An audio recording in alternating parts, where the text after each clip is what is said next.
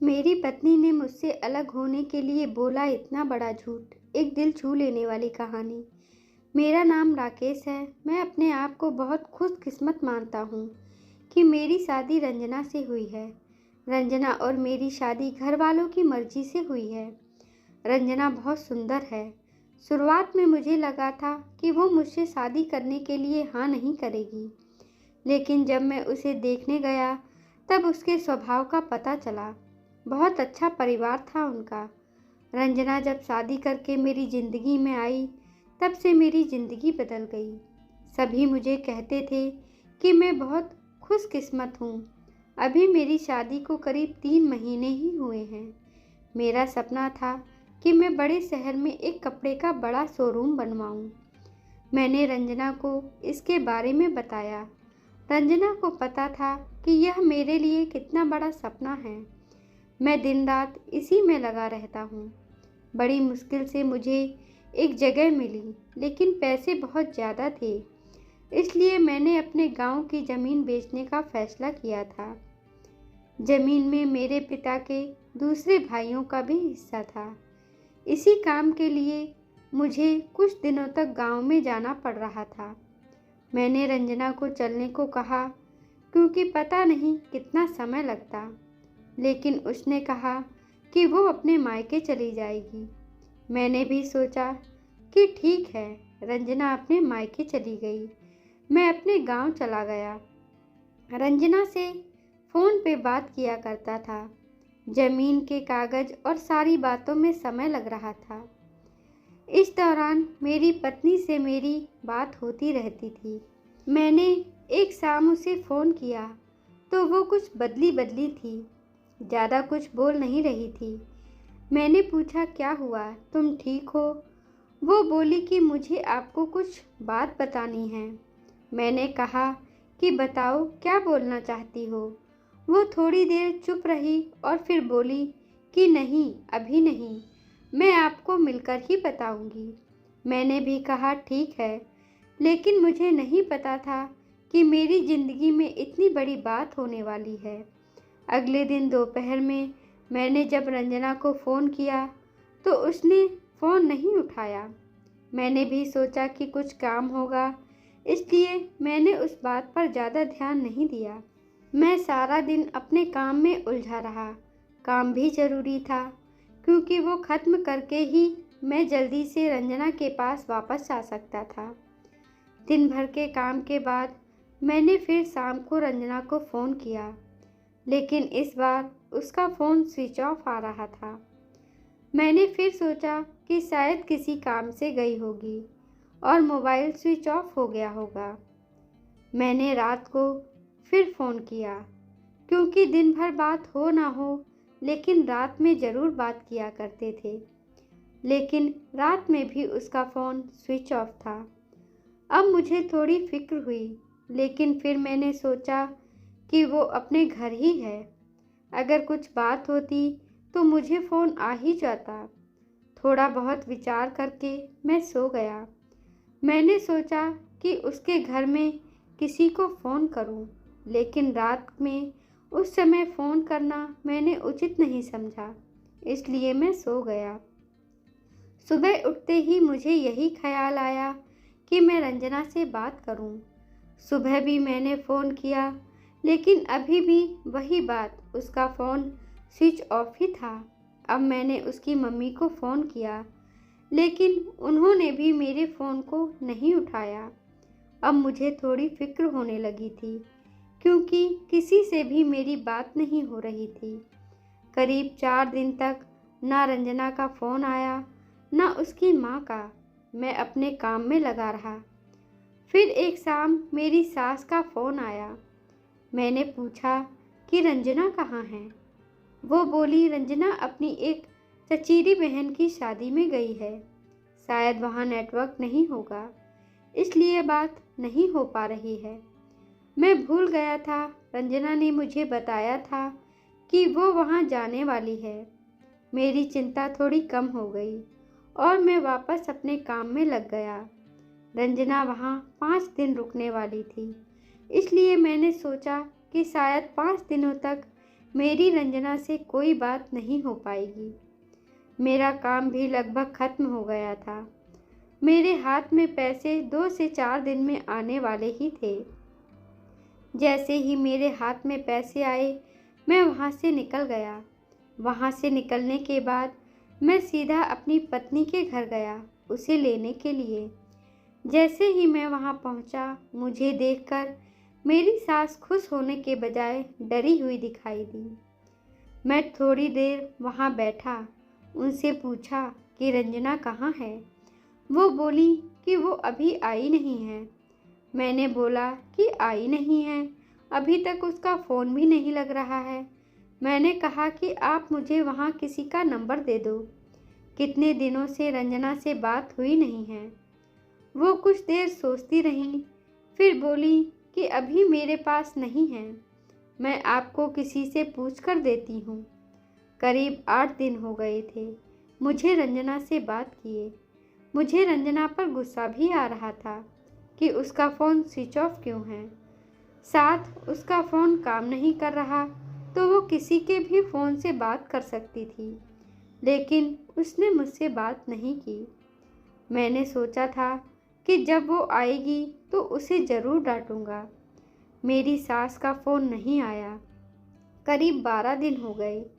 मैं उनके घर वापस गया, लेकिन अब वो भी घर पर नहीं थी, ना ही मेरा फ़ोन उठा रही थी। अब मेरे मन में बहुत सारे विचार आने लगे कि आखिर बात क्या है जो रंजना और उसके घर वाले मुझसे इस तरह से बर्ताव कर रहे हैं। मैंने उन्हें मैसेज किया कि अब मैं पुलिस के पास जाऊंगा। मेरी इस धमकी से शायद वो डर गईं और उनका फ़ोन आया। बोली कि बेटा, मैं तुम्हें कुछ बताना चाहती हूँ, तुम घर पर आ जाओ। अब मेरी चिंता बढ़ती जा रही थी। ऐसी क्या बात है जो यह सब मुझसे छिपा रहे हैं। मेरी पत्नी ने मुझसे 20 दिनों से बात नहीं की थी। मैं अगले दिन उनके घर गया। मेरी सास का मुंह उतरा हुआ था। मैं बहुत गुस्से में था। मैंने जाते ही उन्हें ज़ोर से चिल्लाते हुए कहा कि कहाँ है रंजना। मेरी सास मुझसे बोली कि बेटा, अब मैं जो तुम्हें बताने वाली हूँ उस पर तुम्हें विश्वास नहीं होगा, लेकिन यही सही है। वो बोली कि रंजना किसी के साथ भाग गई है। मुझे मेरे कानों पर विश्वास नहीं हुआ कि मैंने क्या सुना। मैंने बोला, आप कुछ भी बोलेंगी तो मैं मान जाऊंगा। वो बोली, बेटा यही सच है। तुम्हारी शादी के पहले उसका एक प्रेम प्रसंग था। जब वो वहाँ गांव में अपनी बहन की शादी में गई तो उसे वो वहाँ मिल गया और वो मौका देखकर वहाँ से भाग गई। मैं जानती हूँ कि तुम मुझसे बहुत प्यार करते हो, लेकिन अब यही सच है। तुम्हें उसे भूलना होगा।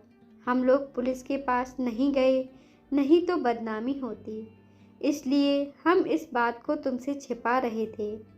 रंजना मेरे साथ 3 महीने तक रही थी। जितना मैं उसे जानता था वो ऐसा नहीं कर सकती थी, लेकिन उसकी माँ यह कह रही थी तो मैं कैसे ना मानता। मेरा मन अभी भी मानने को तैयार नहीं था। मेरी सास मेरे आगे रो रही थी, माफ़ी मांग रही थी। इतनी बड़ी बात मेरे घर वालों को पता चली तो उन्हें भी विश्वास नहीं हुआ। रंजना स्वभाव से बिल्कुल ऐसी नहीं लग रही थी। रंजना की माँ को देखकर मैं और मेरे घर वाले चुप रह गए। हमने कुछ बड़ा कदम नहीं उठाया। मैं अपने साथ हुए इस धोखे को बर्दाश्त नहीं कर पाया। मैंने रंजना को बहुत प्यार किया और मुझे कुछ भी हासिल नहीं हुआ। रंजना नाम से मुझे अब नफ़रत हो गई है। मेरी ज़िंदगी पर इसका बहुत असर हुआ। मैं जिस शोरूम की शुरुआत करने वाला था उसके लिए मेरे पास अब सब कुछ आ गया था, लेकिन फिर भी मुझे अब कुछ करने का मन नहीं हो रहा था। किसी के साथ इतना बड़ा धोखा हुआ है तो कैसे खुश रह सकता है। मेरे घर वाले मुझे संभाल रहे थे। मैंने उसे बहुत ढूंढने की कोशिश की। मैं चाहता था कि वो मुझे मिले तो मैं उससे पूछूं कि आखिर उसने मेरे साथ ऐसा क्यों किया। धीरे धीरे समय बीतता गया। उसे गए अब 7 महीने हो गए थे और मैं भी उसे भूलकर अपनी ज़िंदगी में वापस बिजी होने की कोशिश करने लगा। एक दिन मेरा उसके घर की तरफ से जाना हुआ। ऐसे ही मेरा ध्यान उनके घर की खिड़की पर पड़ा। मुझे दिखाई दिया कि खिड़की में रंजना है। एक झलक सी दिखी मुझे। मैंने उसी समय उनके घर का दरवाज़ा बजाया। मेरी सास ने दरवाज़ा खोला और वो मुझे देखकर डर गईं। दरवाज़ा खोलते ही मैं अंदर जाने लगा। मेरी सास ने मुझे रोका, लेकिन मैं नहीं माना। अंदर कमरे में गया तो रंजना को देखकर मैं हैरान रह गया। रंजना व्हील चेयर पर बैठी थी। रंजना ने मुझे देखा और उसकी आंखों से आंसू आ गए। मैंने पूछा, यह क्या हुआ? रंजना बस रो रही थी। मेरी सास बोली कि बेटा, रंजना जब शादी में गई थी तब उसका एक्सीडेंट हो गया था और उसे ऐसी जगह चोट आई जिसके कारण अब वो चल नहीं सकती। एक्सीडेंट के समय भी बेहोशी में यह कह रही थी, तुम्हें ना बताए, वो बड़े काम के लिए गए हैं। डॉक्टर ने जब बताया कि हो सकता है रंजना अब चल ना सके और इलाज पर बहुत ज़्यादा पैसा लगेगा, तब भी मैंने कहा कि दामाद जी को बता देते हैं। लेकिन रंजना ने कहा कि मैं उनकी ज़िंदगी खराब नहीं कर सकती। उनका सपना है शोरूम खोलने का। उनकी ज़िंदगी में जाऊंगी तो उन पर बोझ ही बनूंगी। इसलिए रंजना ने यह झूठ तुम्हें कहने को कहा ताकि तुम उसे भला बुरा कहकर उसे भूल जाओ, उससे नफरत करो। मेरी पत्नी मुझसे इतना प्यार करती थी। मैंने उससे कहा कि रंजना, अगर मेरे साथ ऐसा कुछ हो जाता तो क्या तुम मुझे छोड़ देती? रंजना ने रोते हुए कहा कि ऐसा मत बोलो। रंजना ने कहा कि मैं आपकी दोषी हूँ। एक्सीडेंट में हमारा बच्चा जो मेरे गर्भ में था वो भी नहीं बचा। आप मुझे भूल जाएं, दूसरी शादी कर लीजिए।